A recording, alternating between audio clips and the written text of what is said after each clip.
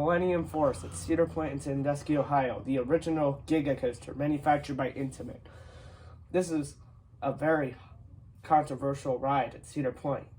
You either love it or you think it's overrated. I'll tell you what side of the coin I fall on at the end of this video. So let's get right into this ride experience. So first you go up your cable lift hill. You go up pretty fast, but you do get some nice views of Cedar Point and Lake Erie. It's one of my favorite lift hills ever. Then you go down the first drop. In the front you get some nice floater airtime. Then in the back you get some nice ejector. Definitely my favorite giga drop out there.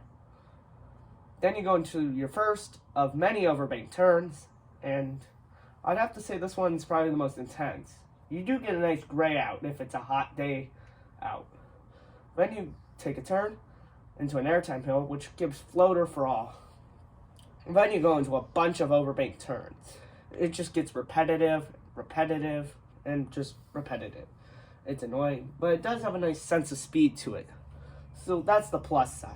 Then after all of those overbank turns, you go into an airtime hill, which gives some nice floater, not really ejector. Then you go into a turn, you get a nice sense of speed, and then you go into the best hill of the ride, the speed hill, which gives some nice ejector if you're sitting in the back. You don't really get airtime if you're sitting in the front. Then you go into your final overbank turn after some straight track that does nothing. This final overbank turn's okay, and then you hit the final brakes. As for Millennium Force's final score, I'll give it an 8.5 out of 10. How does this compare to other giga coasters? Compared to Leviathan or Orion, this ride destroys those. Does it rival Fury? No. But this ride is solid for what it is.